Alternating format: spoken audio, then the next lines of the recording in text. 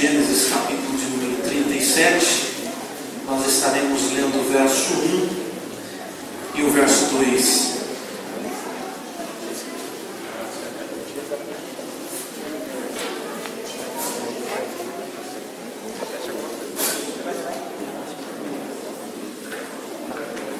Olha e veja se a pessoa que está do seu lado não tem Bíblia, dá um carona para ele, para ela. Diga assim, é só hoje, né? Próxima vez você faz a sua. Obrigado, pastor.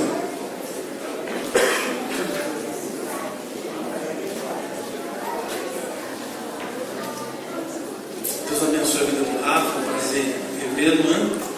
Fazia muito tempo que a gente não congregávamos juntos e hoje ele veio aqui abrilhantar o nosso culto com a banda. Deus abençoe. O Lucas disse que conhecia o Rafa desde os 5 anos e eu conheci ele na época que ele, né? Tinha um pouco mais de cabelo. Faz tempo que a gente se tem família. Brincadeira, gente. Brincadeira. Já estou me acostumando com a ideia, né? Então a gente vai brincando já para, caso aconteça alguma coisa, a gente já está meio que habituado. Eu queria falar um pouquinho com vocês essa noite. Prometo que não vou demorar. Eu queria falar um pouquinho sobre o tema Jovens Bem-Sucedidos. Amém? Dê um toque na pessoa que está do seu lado, mas é um toque que leva para ele, para ela, no céu, para a direção do Senhor. Quero que você seja bem-sucedido em tudo que faz. Todo mundo achou amém? Amém! Diz assim: habitou Jacó na terra das peregrinações de seu pai, na terra de Canaã.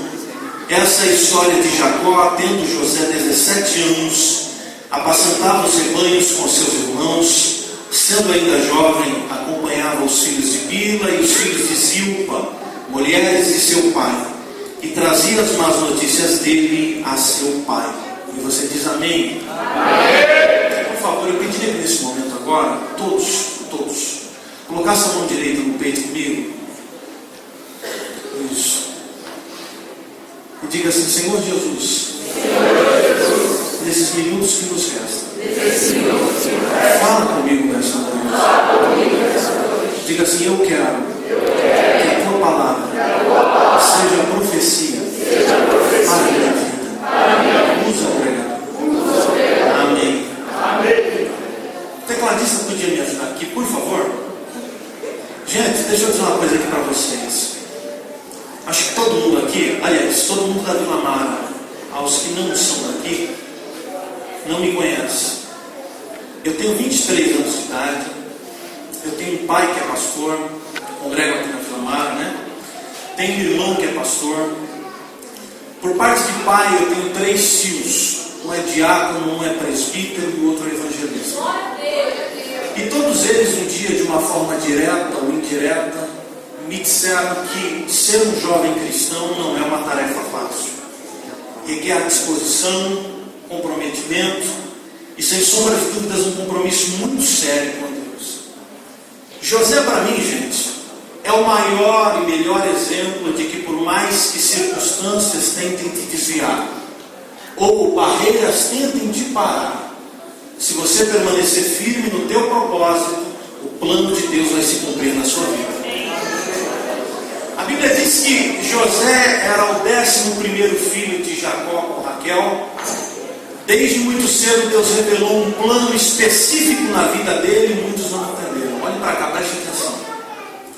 José teve oposição em casa pelos seus irmãos, incompreensão do próprio pai. A Bíblia diz que lá no campo seus irmãos tentaram o matar. Depois o venderam como escravo para o Egito. Embebederam a sua túnica com sangue a fim de forjar a sua morte. No mercado de escravos, José é comprado pelo chefe das forças armadas do Egito, Potifar. Na casa de Potifar, José torna-se mordomo-chefe. Ainda lá é vitimado de uma calúnia que o leva ao calabouço. E do calabouço ele sai e torna-se governador do Egito. Você pode dizer glória a Deus por isso? Porém, gente, o que me chama a chama a atenção nessa tarde, eu gostaria de compartilhar com vocês, é que em todas as fases da vida de José, desde quando ele estava na casa do seu pai, bem como quando ele estava preso no cárcere, ou até mesmo como ele se tornou governador, a Bíblia diz em todas as fases da vida de José, você vai encontrar a frase: e o Senhor era com José. Se vocês lerem pelo menos, aliás, apenas o capítulo 39, vocês vão encontrar pelo menos 5 vezes a palavra: e o Senhor era com José. Eu descubro que isso foi possível devido a algumas decisões que José tomou, algumas posturas que eu acho até meio que radicais, mas que eu entendo que só assim foi possível o plano de Deus se revelar na vida dele. E eu gostaria de compartilhar dessas decisões que José tomou com vocês, para ser um jovem bem sucedido por Deus em tudo que ele fazia. Então vamos lá. A primeira decisão que José tomou e fez com que o plano de Deus se cumprisse na sua vida, foi que José decidiu falar sempre a verdade. Diga assim comigo: José falava sempre a verdade. Nos versículos que lemos, no versículo 2, você vê o texto dizendo: e José trazia as más notícias dos seus irmãos ao seu pai. José recebeu a missão do velho Jacó de supervisionar o serviço dos seus irmãos. E a gente sabe, aqui todo mundo é jovem, que no relacionamento entre irmãos é o mais velho que toma conta do mais novo. No caso de José era o contrário. Era José o mais novo que supervisionava o serviço dos irmãos. Por quê? Porque o perfil daquele jovem, a postura dele de comprometido com a verdade, inspirava a confiança no pai. O velho Jacó olhava para José e dizia: Lucas, esse menino é um menino que fala a verdade. A Bíblia diz no Evangelho de João, capítulo 8, verso 44, que Satanás, o diabo, é o pai da mentira. Em Efésios capítulo 4, verso 25, Paulo diz: cada um falai a verdade aos seus semelhantes. E o porquê? Porque hoje mentir tornou-se algo comum. Mente-se desnecessariamente. Mente-se para os pais, mente-se para os filhos, mente-se para os patrões, mente-se para os empregados, mente-se para os cônjuges, mente-se até quando chega atrasado num compromisso porque esqueceu, aí diz que foi em trânsito. Um pensador, uma certa feita, escreveu assim: fale sempre a verdade, fale sempre a verdade, e amanhã não precisarás lembrar do que disse ontem. Porque quem mente assim, o indivíduo que é mentiroso, ele sempre tem que estar lembrando o que ele disse para sustentar a mentira. E o problema de quem é mentiroso, segundo os psicólogos, é que o camarada, depois de um certo tempo, passa a acreditar nas suas próprias mentiras. O sábio Salomão, em Provérbios 23, ele escreveu assim: ô gente, compra a verdade e nunca venda. Se eu quero ser um jovem, um adolescente, um cara bem sucedido por Deus, eu preciso ser um cara comprometido com a verdade. Eu preciso falar a verdade para os meus pais, eu preciso falar a verdade para os meus amigos, eu preciso falar a verdade para o meu pastor, eu preciso falar a verdade para Deus, porque a Bíblia diz que quem confessa alcança da misericórdia. Dá um toque de leve na pessoa, mais uma vez para ele, para ela não se irritar, e diga assim: velho, seja comprometido com a verdade. Agora, por favor, olhe dentro dos olhos dele e dela e diga assim: aquela bala, diga aquela bala que você disse que só tinha uma, ainda tem outra no teu bolso.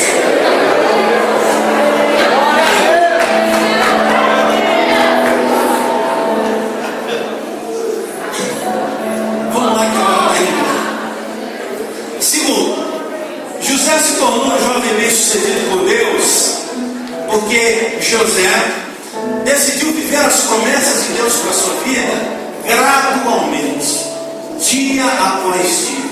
Diga comigo: José vivia as promessas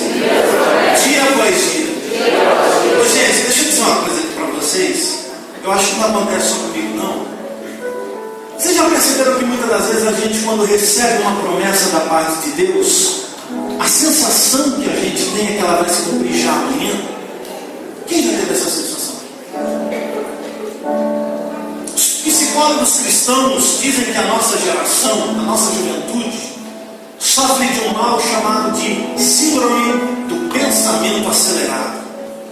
Queremos tudo para ontem, queremos tudo para já. Se for bom, tem que acontecer agora. E se não acontecer agora, então, no céu. Somos da geração online, da geração fast food. Antigamente, os mais antigos vão lembrar disso. O Lucas, o Edinho, com todo respeito, vão lembrar disso. Antigamente você escrevia uma carta para você falar com alguém na Bahia, né? Escrevia uma carta, levava ela nos correios, esperava 10, 15 dias até chegar lá. Isso quando a carta não era extraviada. Hoje, a gente consegue falar com alguém lá no Japão, em tempo real, através do celular, através da internet. Somos definitivamente da geração online. Só que muitas das vezes o que eu quero dizer com isso é que esse contexto social em que a gente vive, a gente quer aplicar no reino de Deus. E não entendemos que há um tempo determinado para que as coisas aconteçam. Não entendemos que há um tempo que Deus determina para nos abençoar. A Bíblia diz que José ele tinha consigo um sonho. Ele contou ao seu pai, compartilhou com os seus irmãos, mas isso não impediu do plano de Deus se cumprir na sua vida. Porque José vivia as promessas de Deus gradualmente, dia após dia. José tinha um sonho, guardava consigo e dizia: enquanto não acontecer, eu não vou deixar de trabalhar, eu não vou deixar de estudar, porque no momento certo Deus vai fazer acontecer. Uma certa feita eu estava lendo um livro de um pensador, de um escritor secular, e no livro ele escrevia, Lucas, a oração de um crente pedindo paciência a Deus. Muito louco, ele escrevia, era mais ou menos assim: o crente pedindo paciência a Deus. Deus, me dá paciência. Deus, me dá paciência. Deus, eu preciso de paciência. Mas Deus, me dá logo.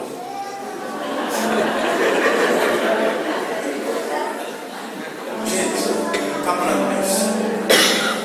A gente precisa aprender a esperar no Senhor, a entender que há um tempo para que as coisas aconteçam. Deixa eu dizer aqui para vocês: muitas das vezes Deus não nos dá o que a gente quer na hora que a gente quer, porque Deus sabe que a gente não vai aguentar segurar. Primeiro Deus nos treina. Primeiro Deus nos ensina a administrar aquilo que Ele vai nos dar. Por isso que eu quero dizer para vocês que estão aqui hoje, que talvez entraram aqui, mesmo sendo jovens, mesmo às vezes o pessoal diz: são jovens. Você que tem sonhos, desejos e as coisas estão demorando para acontecer.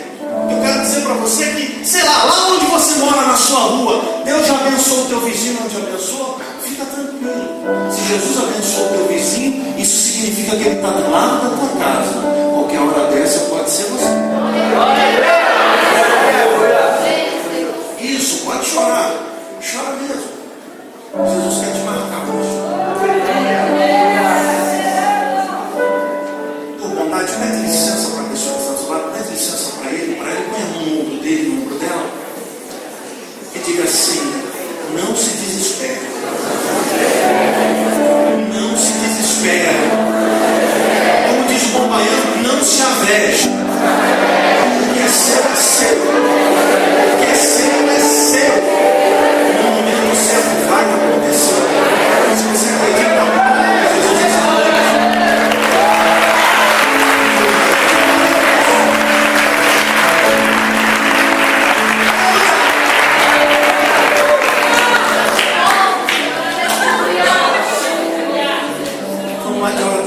Terceiro, José se tornou um jovem bem sucedido por Deus, assim, cara, porque José decidiu servir. Diga comigo: José servia. Agora vai apertar um pouquinho, mas é para o nosso bem, tá?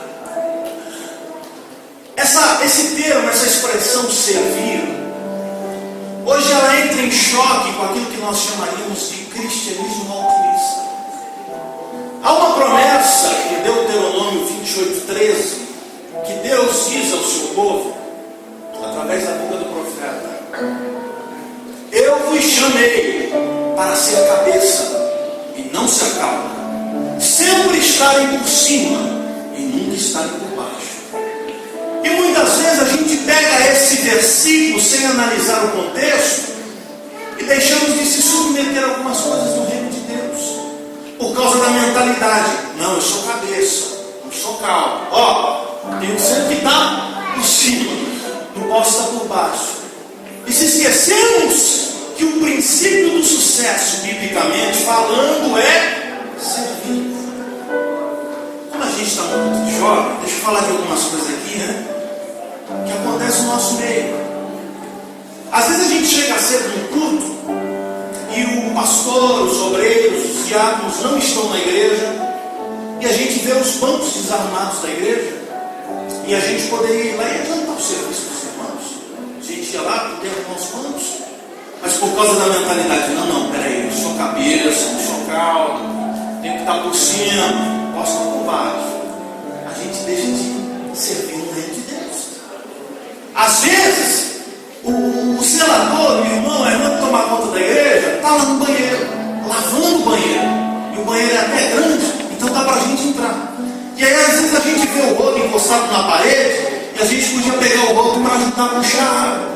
Mas às vezes, por causa da mentalidade: eu sou cabeça, não sou cauda, tenho que estar por cima, não posso estar por baixo, a gente vê o rodo encostado na parede, a gente passa por cima, dá licença, mas deixa de servir na casa de Deus. Às vezes até em casa, ainda bem que eu casei, o pai, a mãe da gente chega na gente e diz: menino, faz isso, faz aquilo. A gente olha e diz: pô, só eu que faço tudo aqui.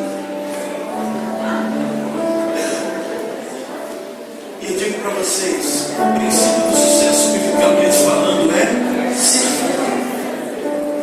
Deixa eu contar uma história aqui para vocês. Prestem atenção, olha para cá, depois você conversa. A gente termina logo, senão você ficar conversando não vai entender e ela vai ter que prolongar. Uma certa feita, uma madame, uma senhora muito rica, estava andando com seu carro em uma das rodovias do nosso país.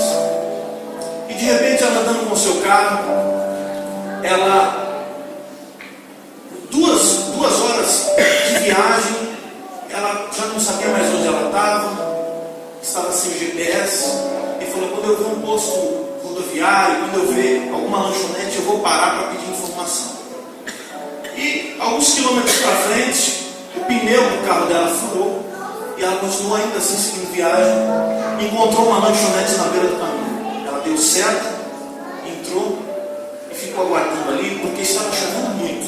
Ela falou: poxa, está chovendo, o pneu está furado, eu não sei onde eu estou, eu vou esperar a chuva passar para ver se eu troco esse pneu e depois eu peço informação para saber para onde que eu tenho que ir.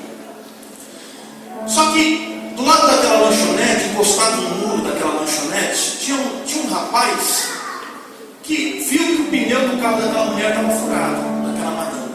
E aquele rapaz estava debaixo da cobertura, ele saiu debaixo da cobertura da lanchonete e foi de encontro àquela madame que estava dentro do carro. Quando a madame viu aquele rapaz vindo, ela ficou com medo de ser assaltada. E aí ela ficou dentro do carro com medo. O rapaz chegou do lado do vidro dela, bateu, e ela abriu até a metade e disse: pois não. Aquele rapaz olhou para ela e disse: madame, eu não sei se a senhora percebeu, mas o pneu traseiro esquerdo do seu carro está furado. E ela disse: eu percebi que tem um pneu aqui que está furado. E ele olhou para ela e disse: a senhora quer que eu troque para a senhora? E aquela madame olhou para ele e disse: não, está chovendo. Que isso? Pode deixar que depois que parar a chuva, eu vejo o que eu faço. Ele falou assim: não, eu troco para a senhora. Eu estou me prontificando a trocar para a senhora. E ela disse: não, meu jovem, pode ficar tranquilo, depois eu vejo o que eu faço. E outra, eu não tenho nem macaco para a gente conseguir levantar o carro. E o rapaz disse: o problema é o macaco? Peraí que eu já arrumo aqui na borracharia. O rapaz foi lá na borracharia, na chuva, pegou o macaco, colocou debaixo do carro daquela mulher, levantou o carro e trocou o pneu na chuva para ela. Depois de ele ter trocado o pneu, ele bateu no vidro dela e disse: senhora, a senhora pode seguir viagem, já troquei o seu pneu. Ela ficou embasbacada com aquilo. Ela falou: nossa, está todo molhado. Ela falou assim: meu jovem, quanto que ficou o seu serviço? Ele disse: meu serviço? Não ficou nada. Eu troquei o pneu para a senhora. Ele falou: não, meu jovem, você trabalhou, você se molhou, como é que você está o seu estado? Fala para mim quanto que foi o seu serviço. Ele disse: a senhora pode ficar tranquila que não foi nada. E ela disse para ele: meu jovem, eu tenho dinheiro suficiente para pagar quanto que foi o seu serviço. Fala para mim que eu te pago. Aquele jovem olhou para ela e disse: a senhora quer que eu te fale quanto que foi? Me pague então. Me pague fazendo o bem que eu te fiz a outra pessoa. Aquela mulher ouviu a palavra daquele jovem, foi como um tapa no peito, né? E ela falou: tudo bem, Deus te abençoe. Subiu o vidro do carro e continuou seguindo a viagem. Umas 3 horas para frente de viagem, ela resolveu parar de novo para comer alguma coisa numa outra lanchonete, pedir informação. Quando ela chegou naquela outra lanchonete, umas 3 horas para frente, ela deixou o carro lá, ainda estava chovendo, entrou dentro da lanchonete. Tinha uma garçonete que, por sinal, estava grávida, foi receber ela muito bem. Quando ela chegou, a garçonete falou: senhora, me dá o seu casaco aqui que está molhado, deixa eu colocar aqui para a senhora não ter como resfriar. Eu vou preparar um chocolate quente para a senhora também não ficar resfriada. Fique à vontade, escolha o cardápio e eu já volto para atender a senhora. Ela ficou embasbacada, ela falou: nossa, meu Deus do céu, o que aconteceu? Parece pegadinha. E aí ela fez a refeição dela e ela ficou surpreendida pelo atendimento daquela garçonete. E aí no final, quando ela foi pedir a conta, a garçonete foi lá, colocou a conta para ela e falou: senhora, me dá licença que eu vou atender outra mesa, eu já volto para pegar o dinheiro. Dá licença. Aquela garçonete, aquela mulher, aquela madame, colocou o valor, a quantia do lanche dela, da refeição dela, e ainda colocou uma gorjeta para aquela garçonete. E escreveu um bilhetinho na gorjeta. Esse dinheiro, esses R$400 é pela forma como você me tratou. Que Deus te abençoe. Foi embora. Depois a garçonete chegou na mesa, a madame já não estava mais lá. Ela pegou o dinheiro da refeição e pegou a quantia e colocou no bolso. A gorjeta colocou no bolso. No final do dia, à noite, quando aquela garçonete retornou para casa, depois de ter tomado seu banho, colocado a sua roupa, a sua camisola para dormir, ela entrou dentro do quarto, pegou o esposo, deitado na cama que não conseguia dormir, impaciente, virava a cabeça de um lado para o outro, não conseguia dormir, preocupado. Aquela garçonete com muita dificuldade, porque já estava grávida, próximo de dar à luz, deitou na cama com muita dificuldade, foi encostando a cabeça dela no peito do esposo. Quando ela encostou a cabeça no peito do esposo, ela disse para ele: Gabriel, durma tranquilo, porque Deus já preparou os R$400 para pagar os seus. Sabe quem é Gabriel? É o rapaz que pegou o dinheiro. Você não pode.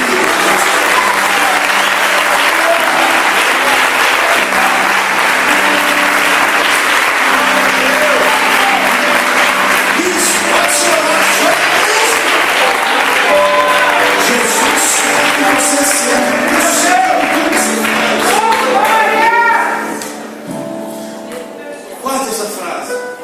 Guarde essa frase que eu quero dizer. Deus me toca, eu senti muito, algo tremendo que eu queria dizer isso para você. Guarde essa frase: servir é o mesmo que a gente depositar sem a senha de saque. E no momento certo, a vida, Deus vai te recompensar. Daí eu queria fazer uma pergunta para vocês que estão aqui, inclusive para mim, porque para mim falar para vocês primeiro tem que servir para mim. Eu queria dizer para vocês: você não precisa me responder, tá? Mas quando foi a última vez que a gente serviu alguém sem querer algo em troca? Por favor, pegue na mão da pessoa que está do seu lado, aperta a mão dele, a mão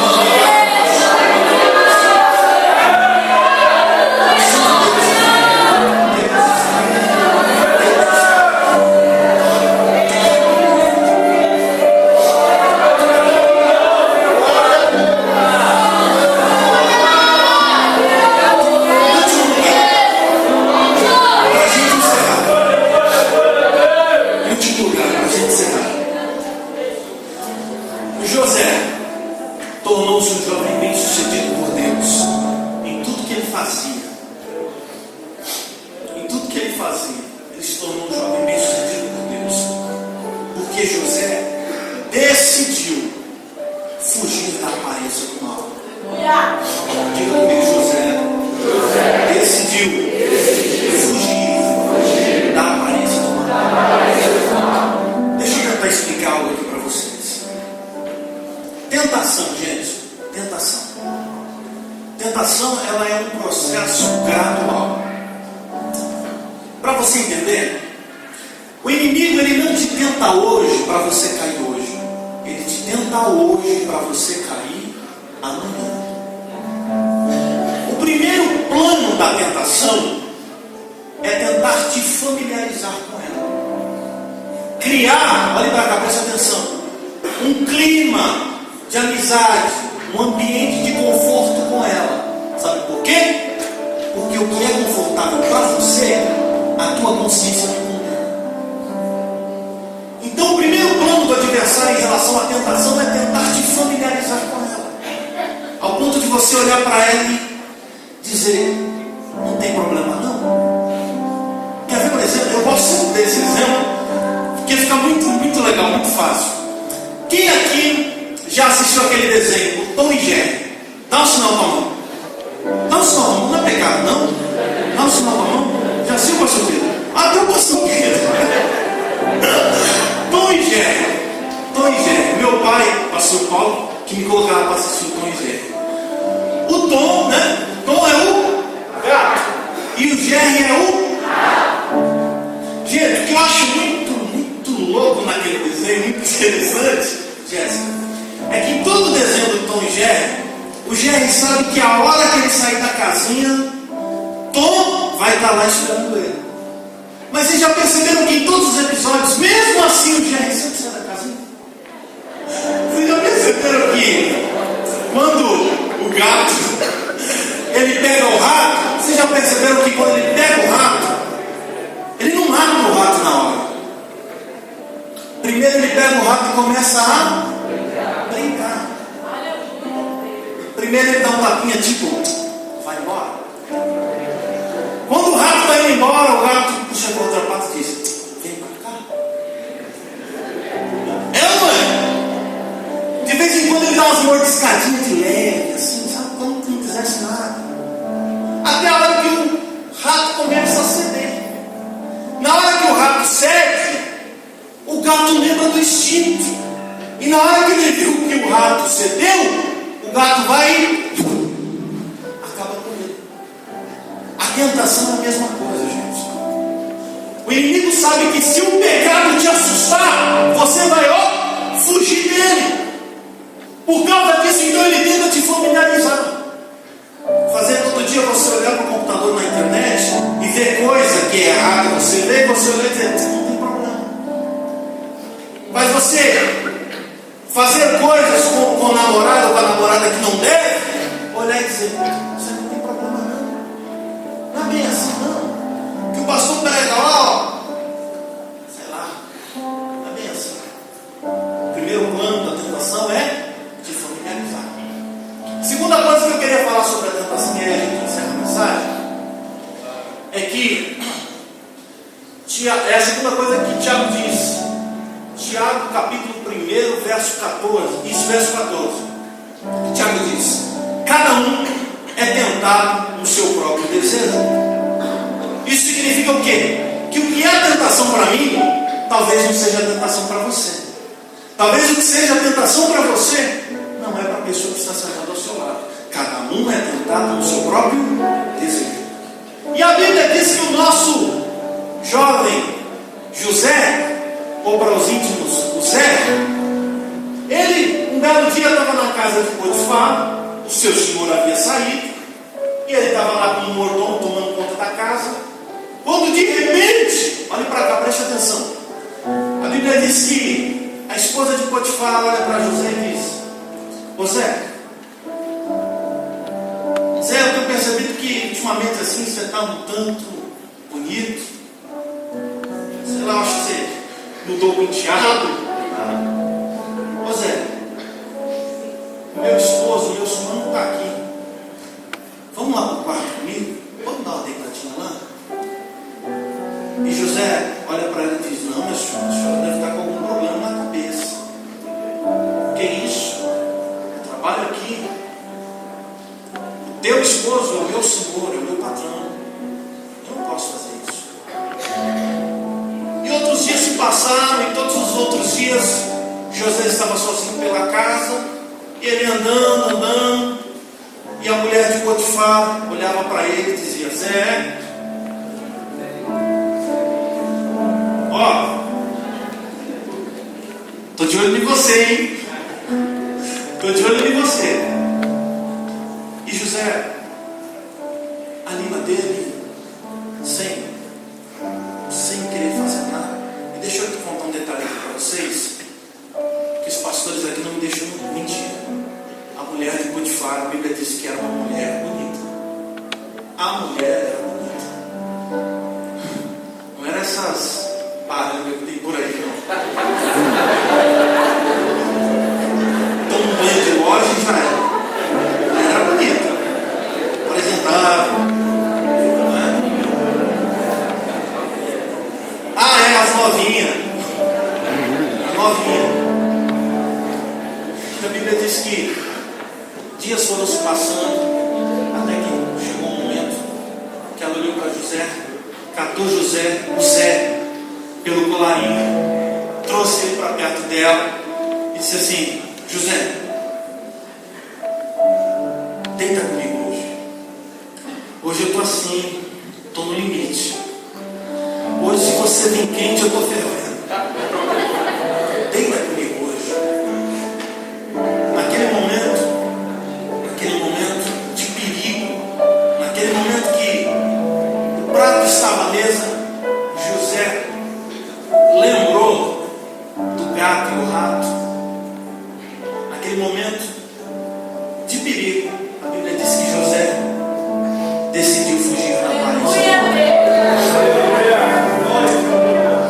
Se você puder anotar essa frase, sei lá, depois você me compartilha lá no Facebook, Fernando Cardoso. Guarde essa frase, anote ela. Ser santo, gente, ser santo não é não pecar querendo. Ser santo é você poder pecar, mas não querer. Vou repetir. Ser santo não é não pecar querendo. Ser santo é você poder pecar, mas você não querer. Porque José decidiu fugir da morte. Ele sabia que lá em cima tinha um Deus, o céu que cuidava da filha dele para ele. Gente, fica de pé comigo para a gente encerrar. Eu só que o Rafa vai cantar para a gente. Vem aqui então, Rafa, rapidinho, para a gente encerrar. O tecladista pode continuar tocando para mim. E eu quero encerrar agora com vocês, fazendo uma oração. Mas olhe para cá, preste atenção. O pessoal está se arrumando aqui, eles vão subir para cantar. Mas preste atenção no que eu estou falando para você, porque isso pode mudar o rumo da tua vida. E esse é o desejo de Deus para nós. Pode passar, pode vir aqui. Aleluia. Tem uma última que eu lembrei agora, uma última decisão que José tomou para a vida dele. E eu gostaria de dizer para vocês, olhem para cá, preste atenção. Alguém me ouve, diga amém. Amém. Quem não me ouve, diga amém. Amém. Olha.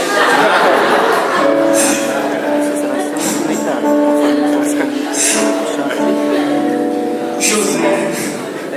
Brincadeira, tá? Brincadeira. José, ele decidiu andar com Deus. José decidiu andar com Deus. Gente, nós vivemos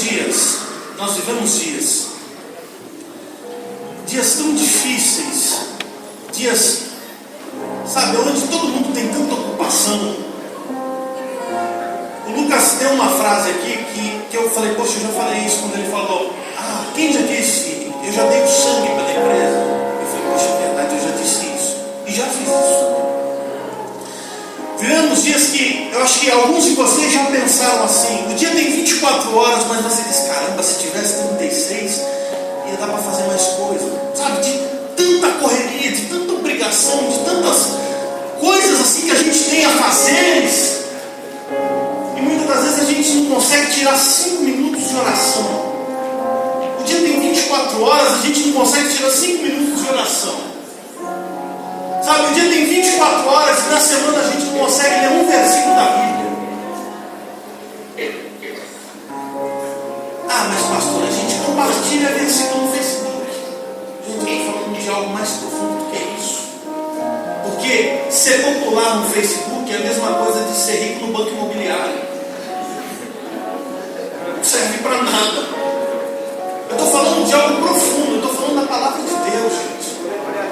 Às vezes a gente passa a semana, a gente só lê a Bíblia quando o pastor faz a leitura oficial. E assim, aonde que está?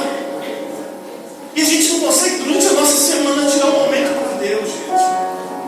E aí, sabe o que está acontecendo nos nossos dias, nas nossas igrejas? Os jovens, todo mundo vem para a igreja, vem para os cultos. Eu digo isso porque eu já pastorei na igreja, e eu sei o que é isso. A gente vem para a igreja e a gente está trocando hoje uma vida com o Espírito Santo por momentos apenas com Ele. Verdade, Deus. Que é e José andava com Deus, gente. José estava lá na casa do pai dele, ele tirava um momento com Deus. José estava lá dentro do cárcere, quando foi jogado na cisterna, mas ele tirava momentos com Deus.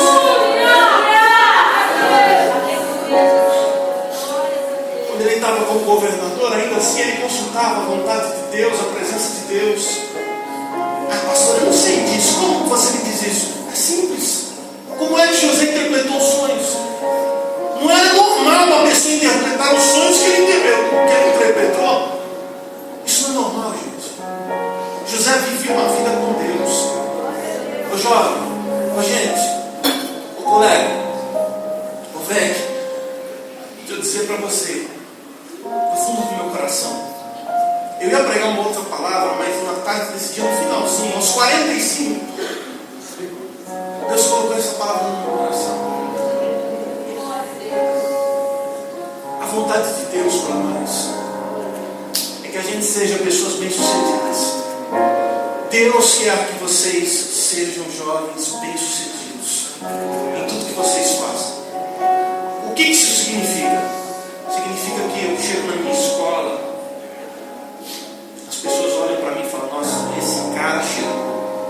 Quando ele chega, a alegria vem, todo mundo gosta de estar perto dele. Porque já aconteceu com vocês? Já aconteceu comigo você chegar perto das pessoas e pessoas falam: nossa, quando você chega aqui parece um negócio diferente chegar com você. Já aconteceu isso com vocês? É Deus andando com você. Esse é o desejo de Deus quando você chegar lá na faculdade. Ah, quando você chegar lá na faculdade para aquele professor ateu que gosta de fazer todo mundo não acreditar em religião, você chegar e falar assim: Deus não existe? Deus não existe? Eu te provo que Ele existe. Como que você me prova que Ele existe? Porque eu era ex-drogado, eu era ex-traficante, eu era viciado em drogas, em álcool. E hoje eu não sinto mais desejo nenhum de fazer essas coisas. Se a igreja, se não existir igreja, se não existir Deus, gente, nenhum plano do governo dá certo. Nenhum plano do governo de tirar, de restaurar o pessoal que está na Cracolândia não vai funcionar. Se não existir Deus na vida das pessoas para transformar, para restaurar, nenhum projeto do governo resolve. Isso não é normal. Você chegar no trabalho, gente, o pessoal olhar e falar assim: nossa, amigo, ainda bem que você chegou, estava precisando ouvir uma palavra de Deus. Fala algo aí de Deus para mim. É isso que Deus quer. Mas isso só é possível através de um relacionamento diário, contínuo com Ele. Eu quero fazer uma oração nesse momento por pessoas que estão aqui nessa noite, talvez com a vida toda errada, com a vida toda bagunçada. Veio hoje aqui convidado de alguém, veio o convidado do Lucas, veio o convidado do Rafa, veio o convidado de